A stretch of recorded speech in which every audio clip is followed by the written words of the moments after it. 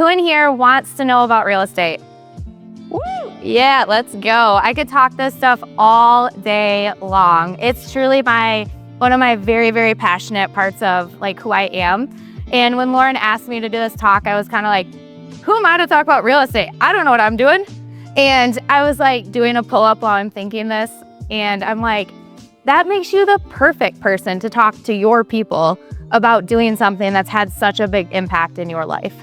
So I'm like, yeah, let's go. Let's do this thing. So who the heck is this lady? Here's my Instagram. If you guys have Instagram, go ahead and take a look at that. And my other half and myself, you're gonna see us mic'd up. You're gonna see us taking content. That's a huge part of what we do. And I'm gonna go into that with tax advantages as well. I think real estate and tax advantages go together like peanut butter and jelly. Like they go together so well. And the more empowered we are to know about those things, the more empowered we are to have more flow in our life, be in more of a creative position in our life, and build the life that we really dream. And that can look different to each and every one of us, but it's a huge portion. So I'm a chiropractor, but I always knew that I never wanted my capacity to be dependent on how many adjustments I could do a week. I'm a chiropractor, but I also knew that there's days where I came home exhausted in patient care, and I was like, how am I going to be able to do this forever? I'm a chiropractor, and I felt like if I continue on this path, I'm gonna be burnt out, and I'm gonna be ceilinged, working myself into a job versus working something that I love to do and it being creative to me, optional to me. So at this point, and what Lauren said was so beautiful, because it's like, it really can be a hockey stick for all of you. Like today can be a day, this program, what you learn today can be the moment that you change not only your day-to-day legacy, but the legacy of your family moving forward as well. So you have to be able to, if the biggest thing with real estate, the biggest thing with everything is allow yourself to dream in it and probably dream bigger and allow yourself to be creative in it as well. So they gave a really great background of who am I so that you guys are like, wait, what? I am a chiropractor. I have 2 brick and mortar locations. I was up to 6 properties. I just offloaded 2 of my single family home Airbnbs. And then we added on a duplex. And as we're moving forward, we're just I've got 3 commercial buildings. So you can see that real estate makes so much sense to me. 90% of all millionaires become so through owning real estate. Who here owns a property or real estate that cash flows monthly for them? Let's go. Who here wants to own real estate that cash flows monthly for them? You guys are the best people to start to build this out, because guess what? You're chiropractors and you have a brick and mortar. And we're gonna run down one of the best ways to get into that. Who's more interested in residential real estate or Airbnbs? Okay, who's more interested in commercial real estate? Dope. Okay, we'll go into everything, and I want you guys to feel free. This is about you. I could talk all day long. If you guys don't get what you need to from this today, that was my prayer. I'm like, okay, Lord, just let's say the things, blurt the word bomb at what these people need to hear to unlock that it's possible for them, and to unlock that their only capacity, your office, your real estate portfolio, the only capacity is your ability to learn, and you are in the right spot. You've already started, the process has already begun, and you're already around the best people. Because I want a framework, I've been thinking about this, that keeps popping up, is Dr. Lauren. I could tell you, who thinks she has an awesome podcast in here? She has an awesome podcast, she's hilarious, all the things. That's an opinion. Data shows she has the #1 chiropractic podcast. When I told her, I was like, hey, I'm launching a podcast, the first thing that this woman did, and you guys know that social media, Instagram, that's our funnel. That's our #1 funnel for all this sort of thing. The first thing she did, screenshot my podcast and share it to her audience. The second thing she did, invite Dr. Odell and myself on her podcast. What type of person is that? That's the type of person I want to be around. Every single one of you, that's who we're all connected to and moving alongside with. Odell and I were like, Kellen! We met her in Miami. She's 10x'd in the last 6 months since we saw her. I'm like, you 10x'd every single one of you. I hope you hold me accountable that in 5 years, you guys go, Oh, that $2 million portfolio better be 20 million, Abby. And I'm like, all right, guys, let's go. Every single one of you that's thought, hey, I'm gonna do a commercial property, I'm gonna do my first Airbnb, we can 10X that. So what I want you to do right now is I want you to write down on your paper, get out a paper, write down on it how much a month that you would love to like cash flow on real estate. Just write it down. And by cash flow, there are no silly questions. I literally a few weekends ago was at the table with he's doing $500,000. He's like, I want to get to $1 billion in my company. I was like, okay. And there may be people in the audience today that looks at my portfolio and they're like, oh, that's cute. I remember my first property. I'm like, okay, guys, but we always have something to learn from each other, right? And that was the cool thing is that if I took anything away from this multi-millionaire, if not billionaire, he was like asking so many questions about my businesses. I'm like, why are you asking questions about my businesses? He's like, I love to learn. I'm always learning. I'll learn something from you. Same thing that you're hearing from Lauren say this morning, right? So whatever you guys wrote down, I want you guys to add a 0 to it. Add a 0 to it. That right there is what you can cash flow with real estate. Doing this presentation, little old me doing a pull-up going like, why am I talking about real estate? Doing this presentation, I'm cash flowing $25,000 a month right now in real estate. I have a membership cash practice. We have about $40,000 in memberships, which takes care of my whole overhead there for my team or my business there, right? So my office did whatever, almost $900,000 last year. My real estate alone, we're gonna look at numbers. I think the biggest gift I can give to you is to show you the numbers. Just show you. I will show you everything because then it should unlock. Hopefully you're like, if that lady can do it, honey, we can do it, you know? And I'm gonna show you all the numbers because then you can start to see how it's possible for you as well. What do you guys think? Yeah, let's go. So ask questions. I only have an hour and I do love to yap. So I was telling Kirby, I'm like, just yank me off like your wife, just get off the stage. But we'll be here all evening and we're just so grateful to be here, Dr. Odell and myself. And we love all things business, branding, online. We have a full-time videographer. And I'll get into that with some of the tax strategies too. And this is coming from someone that didn't know what they were doing, but knew she wanted to be at the table. Didn't know what she was doing, but had a $100,000 tax bill one year and was like, gotta do this different. Better get at a different table, right? Next year had $30,000 back. This is coming from someone that I'm talking to multimillionaires, but what are you doing? But what's that breakdown? But what's that look like? Because when I ask them and they just so nonchalantly, they're like, okay, we're not gonna have a how do I make money problem. You guys are in this right now. Not do brick and mortar, get your butt out of patient care, have your office make money, and then let's talk about we're gonna have a what to do with the money when we make it problem, right? Which is a good problem to have. And with that is where do we put the money and how do we create cash flow? Because that's where we get in these situations where you're like, dang, I didn't have to do anything actively last month for that $25,000, right? So while I was doing this presentation, I'm like, what would have helped me? I'm like, it would have helped me for someone to break down the numbers of what's possible or what you're making. What does someone make on an Airbnb?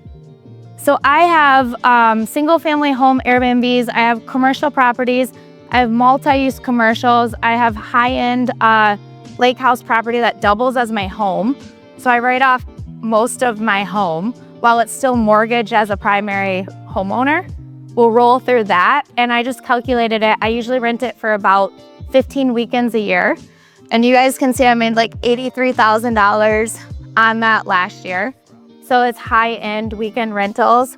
The commercial properties have built out being able to have my office in that commercial property.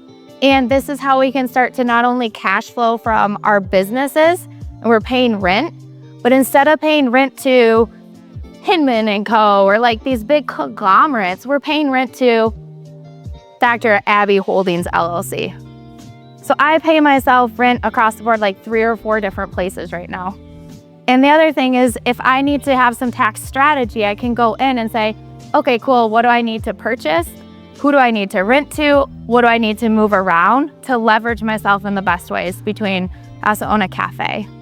But between the different things, media company, all of these things. So once you shift your mindset to business and business-like activity, what you're going to see continually through this talk is that everything I do, I take through the scope of how can I make this business and business-like activity? How can I build a life around the life that I want to live? How can I build a life around how I want to spend my days and have it also be a write-off or have it also be a business or business-like activity with it? So when I first had these single-family homes, I would purchase them. I would live in them for 2 years. The first one was a flip. I redid it inside and out, and then I made it into a rental. Cool, I have a rental property, you guys. I'm so excited. I was making like $1,200 a month. Like, little did I know for the risk I had. I was like, you're making nothing, Abby. But at the time, I'm like, dope. And then I also had bought my commercial building too. So I was renting to myself. Had no idea I was supposed to set up a second LLC and like pay rent to myself. I was just like, I'd rather be paying like a mortgage than, not. Or like a note on my commercial building than not. And then little did I find out later, I'm like, oh, this is how rich people set it up. This is how wealthy people do it, So I want to share all of that with you. Do you guys see where this leaps from $18,000 a year to $33,000 on that top line? That's when I turned that rental into an Airbnb. One shift, and I have it down pat, like on Airbnbs now from 4 years or a few years of getting them down, where to order it, where I get my supplies, the best things, affordable but luxury, all of that, and how to like outfit it. I was telling him that. He's like, you need to share that. I'm like, I don't think I'll have time for all of that. So we're gonna build out that. And if you guys want it, just let me know like where I order everything. The second one, Central Street, $24,000 on that. So a few things. I am not a tax professional. I hope you guys all have a tax professional. I'm also not a lawyer. I'd probably land us all in jail with my ideas. So I am, however, going to build out Claude for my media and start paying my daughters way more money as my like media managers. That's what pinged to me. I'm like, they can do this stuff and then we can pay them more, right? But $24,000, that was long term. So has anyone ever heard of like Furnish Finder? Okay, cool. So it's like an Airbnb, but it's more so for people who are coming into the hospital. They're coming into Ford. They're working for months at a time. So they don't want to stay at a hotel, but they're going to pay you Airbnb rates at a monthly. So I was getting honestly getting $3,300 a month for one of my single families because these guys were putting in a solar plant and they paid me cash. I don't know, my realtor or my accountant was like, but was it rented? So it's like these assets, right? These assets, you start to build them out and you're starting to build money from different ways on that. And then the bottom one, Halbert, that's my primary rental. That's my home or my primary residence. So my second home, I bought that at a first-time home buyer residential real estate. Who's bought a home before? So a lot of those times you can put like 3% down because you live there. You also get primary residence taxes on it, right? So since you live there, it's taxed at a lower tax bracket as well. So what I did is I lived there for 2 years, then I move on to the next property. And then my current property, I bought something that I wanted so bad, a lake house. It was a $500,000 to $600,000 property. I'm like, how am I gonna do this? It's just me and my girls. I'm like, how am I gonna do this? I was asking the wrong question. It's like, I need to find a way to do this. There's always a way, you guys. There's always a way, especially when it comes to real estate. I had no idea, but commercial real estate, they'll actually take rent rolls and use it to vouch for you for getting commercial properties. A lot of times you don't even have to do a lot of like the backing stuff because they'll use that as proof for funding for these properties. It will blow your mind. The bigger it gets, the better it gets. Like I was just in Arizona the other day and doing the multi-million because now I'm like, how do I get in on these like $15 million deals? Like little me, I'm stuck at this like 2. And they're like, oh, you just find people, they've pretty much vouched for you and everyone throws in on this acquisition together. And then you do a bigger one and a bigger one. So, so that's my primary, and I would rent it 10 to 12 weekends a year. If I want something new or updated in my house, what do you guys think? Is that a write-off for my Airbnb, or is that what I'm spending money on? It's a write-off for my Airbnb, right? And I love to design my spaces. I like to change my bedroom out. I like all the bougie stuff too. So then my Grateful Properties and GJGR, those are holdings companies for different commercial properties. So if this feels like up here, just ask questions and let's bring it down. When you buy a property, you start a new LLC, that's what owns that property. So if you guys are starting with your first one the same way when you started your offices, you'll start an LLC that owns that property. So you will pay rent from Grassroots Chiropractic to Grateful Properties. Does that make sense? The rent has to be set reasonable, but the same way we have to set our salaries reasonable. If you're filing as S-Corp, we do it as low as possible, and then we take draws, right? For taxes. Same thing with properties, it's a reasonable rent, but we can max that out to draw out of our offices and over into our holdings companies. This is how we continue to build a portfolio, and at the end of the year you go, oh, there's 50K there, 100K there, 50K there. Cool, I've got 300K to do another deal this year. And those keep compiling in the direction of building assets. So the next shift in your mind today too, I don't want this to go to sleep on me, but the next shift in your mind today too that I want you guys to have is that every time it came off, I would say, hey, Abby, the availability of it to go wrong and you to deal with it with calm is gonna be the availability of you to grow. When you have a $10 million apartment complex, do you think stuff's gonna happen? Yes. So now they could call and like take care of it, or I have a team that does it now too. So most common that as a business owner, you guys are gonna see things and you're gonna write down that number, say that's great in theory, I don't see how that's possible for me. Some of you are gonna say that's amazing, I'm gonna do that someday. Others of you are gonna say that's amazing, I'm going to do that right now, and then you will for a little bit, but then you're gonna let life pull you back into the normal. And then some of you are gonna do kind of what I did in the beginning. That's great, I'm gonna do that. Stay the course, even if it's sheer force of will. You guys saw me in there doing a lot of the stuff myself. Like I was just grinding. What I want for you guys is this last one. That's amazing. I'm going to lead my business and my team to do that over the next 5 to 10 years.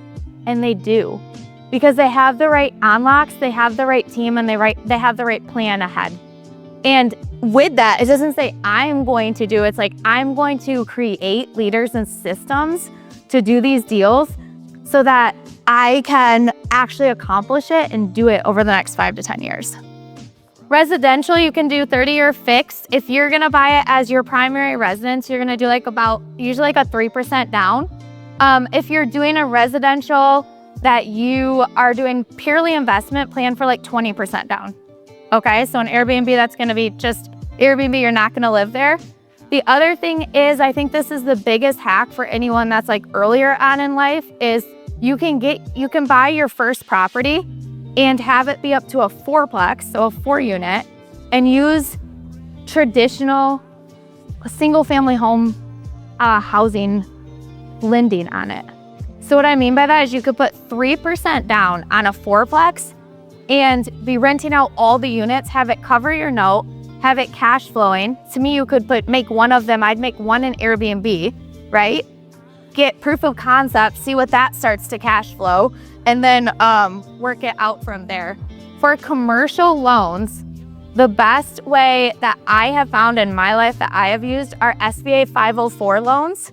And why I really like the SBA loans is that you only have to put 10% down as long as your business occupies at least 51% of it. You can get an SBA loan. So I've done this 3 times now. And I would say the cons of an SBA loan is going to be, you have to do a little bit of paperwork. You're gonna pay packaging fees for the SBA, it's federal. What they do is they use like a credit union to fund some of it, and then the federal government funds some of it, and then we put 10% in on it.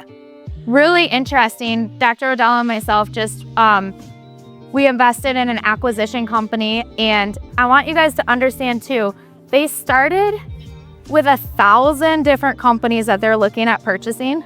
So you guys may look at what? A lot of properties, constantly looking at different deals.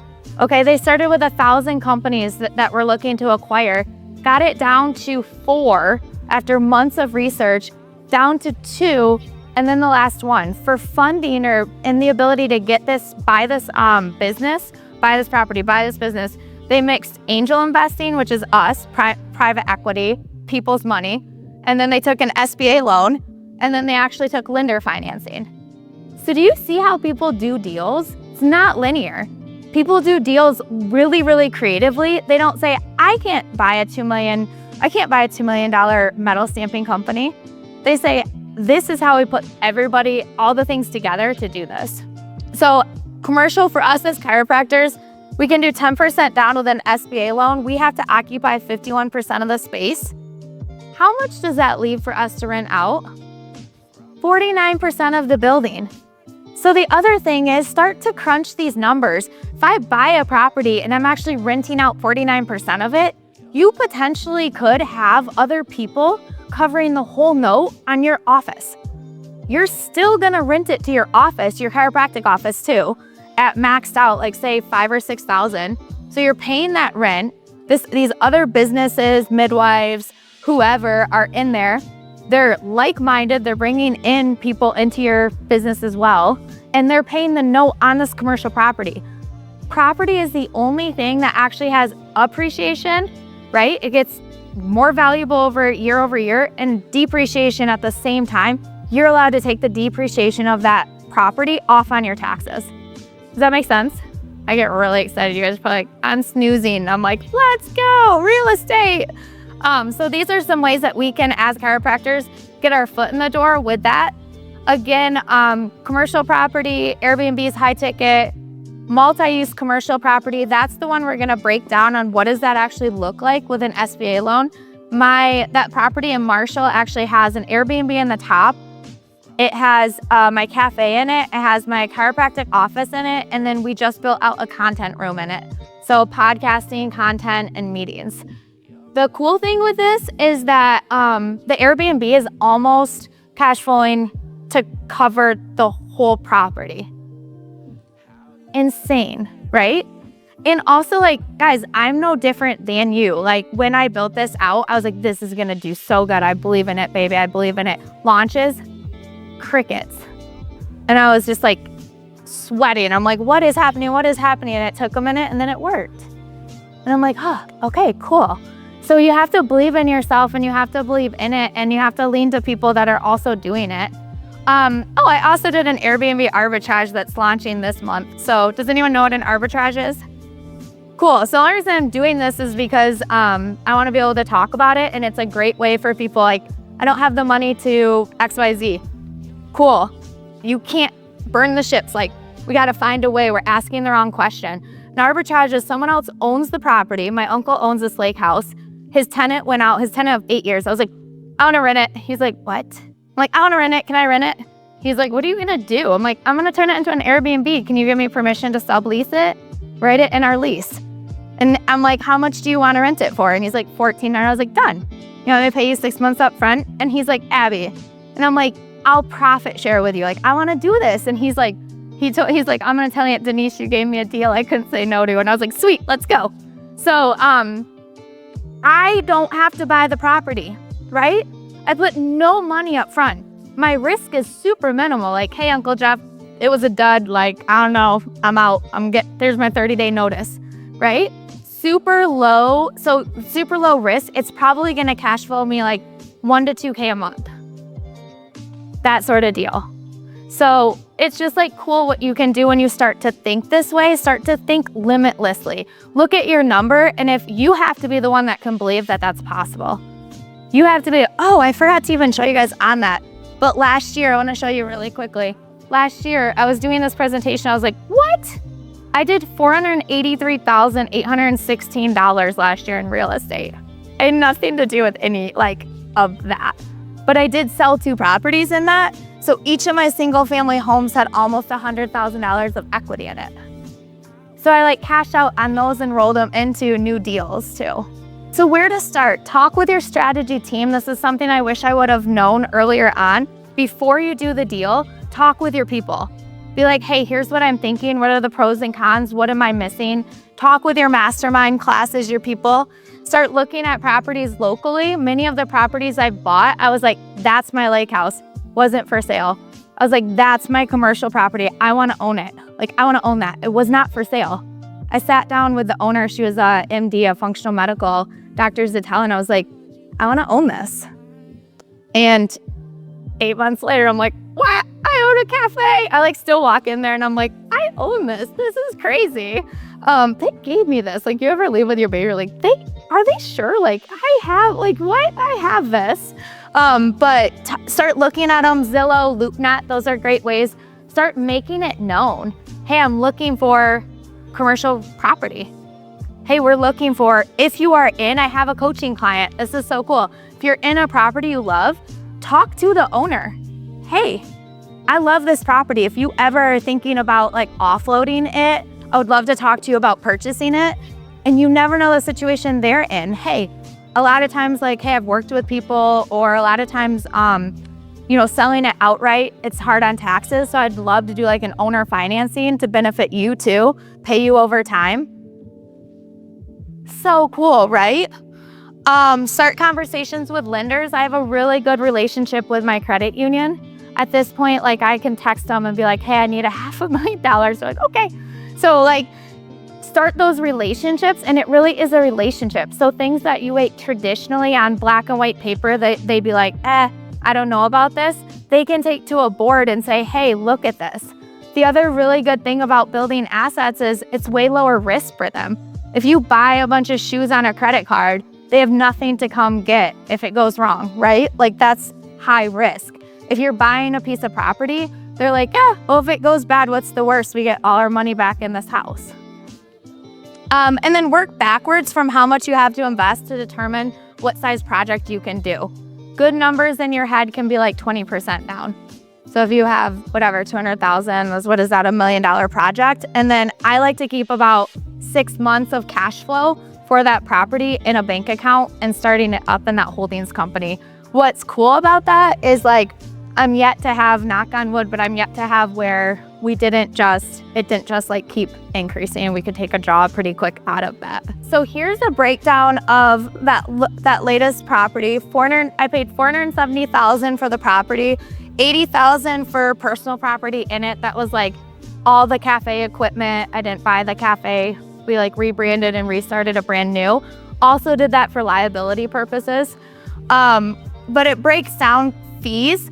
So taxes, deposits, inspection fees, environmental is $2,500 for the SBA packaging fee, lender transcripts. This is my actual paperwork.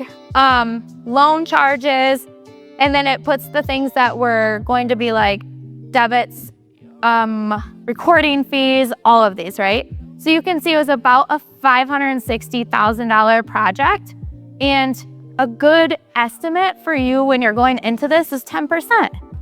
I out of pocket wrote them a check for $57,000.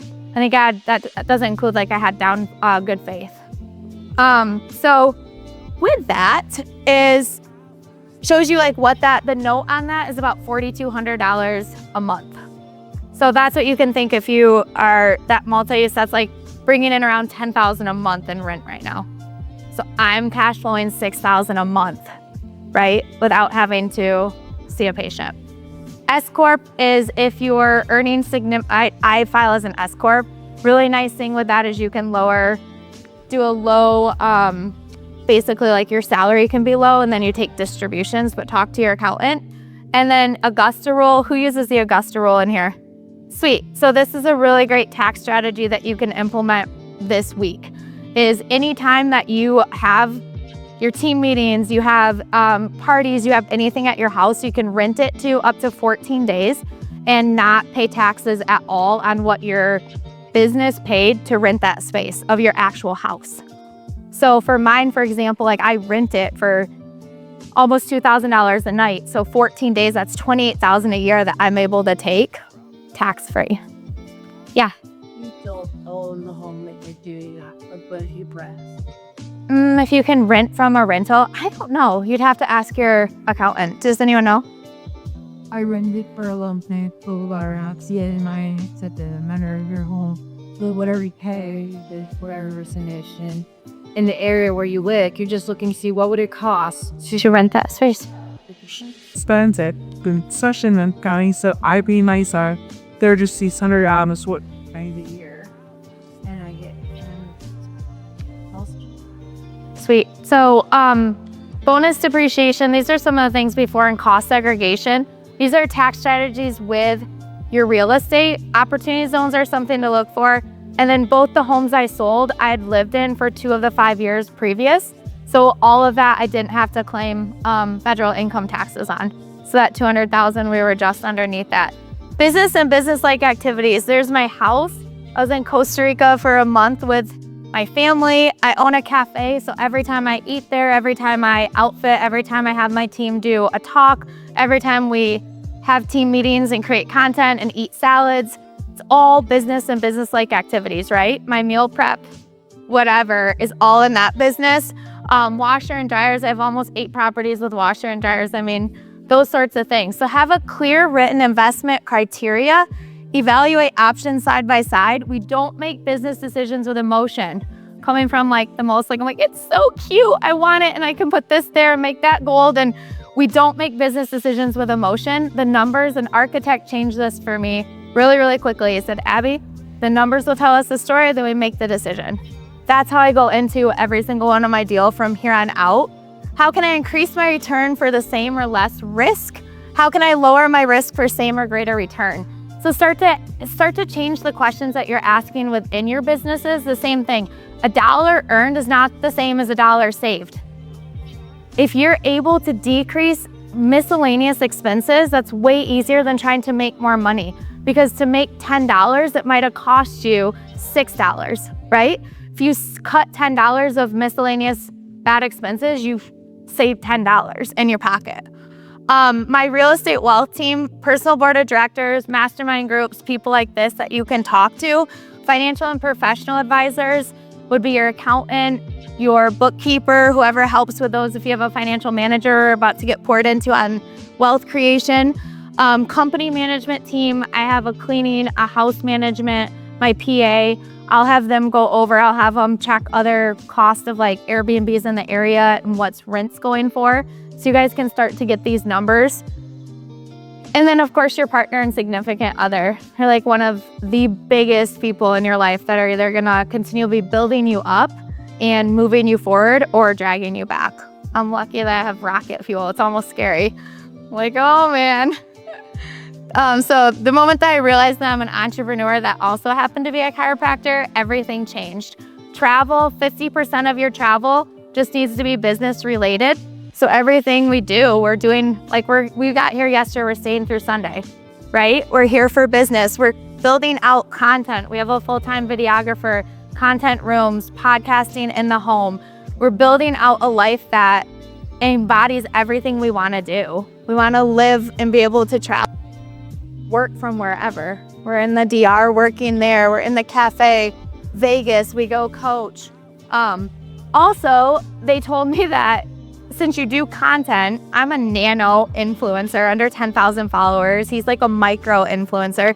All of your nails, your hair, all of that stuff is part of that business.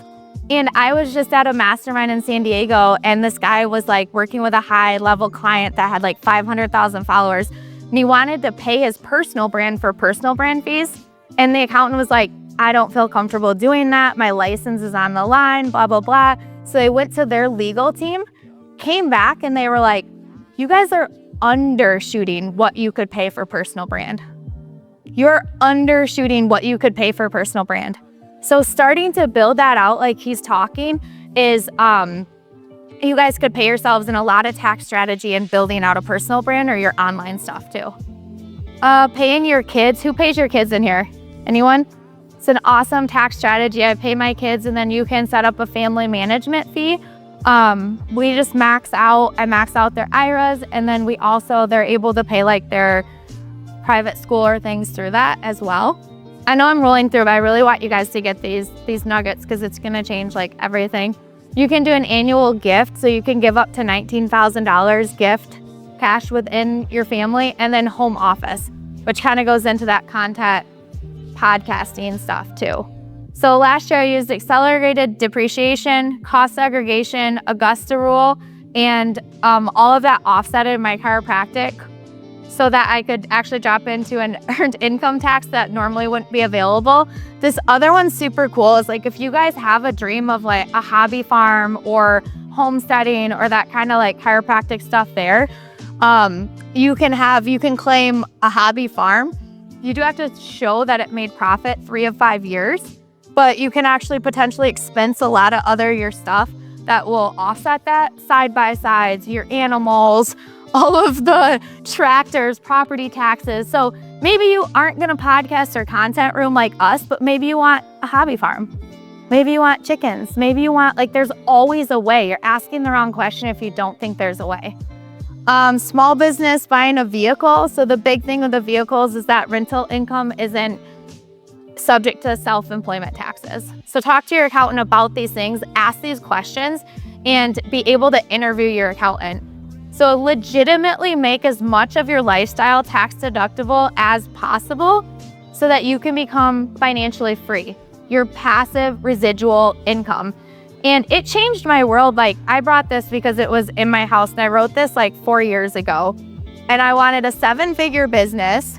So I'm working on multiple now. I wanted to buy 2 properties. I have 6 now. I wanted intentional time with my kids. I spent the whole month in Costa Rica with them last year.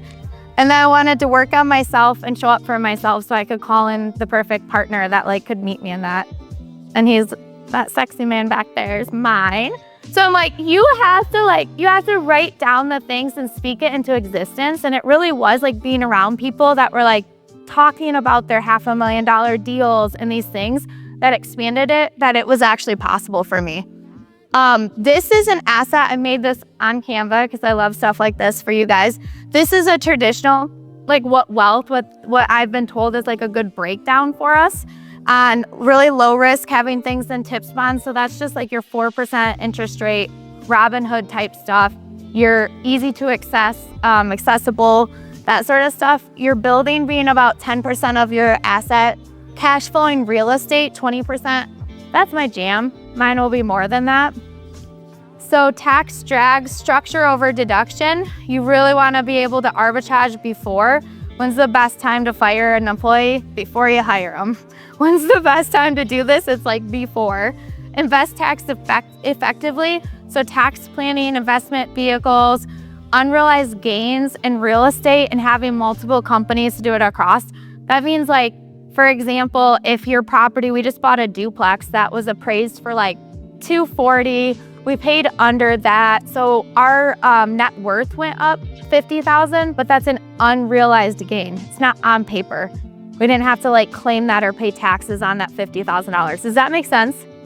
So if we bought it for $200,000 and it's worth $250,000, on paper, our net worth just went up $50,000. Cool. Pay with pre-tax dollars, so as much that we can run legally through with business and business-like activities, and plan before you pay. So then you do these projects and say, hey, wait, what's the best way to set up this LLC? Put your leases in place. What's the best way for all of that? So if you guys want that Airbnb starter checkup, and then for my real estate starter guide, just DM me SheSlays, and we'll get that over to you guys. And I can't wait to answer any questions, and this is what I love to do. So if you guys have questions about starting your first real estate empire and working out from there, like, I'm so excited for you. Are you managing these, or are you paying a property company? Or not paying a property company, vertically property management. So we vertically integrated my cleaning lady. Literally, I was like pouring into her, and she now started her own business. And then one of my single families, I had a whole year of like booked out rentals for Airbnb, and I sold her it with the portfolio.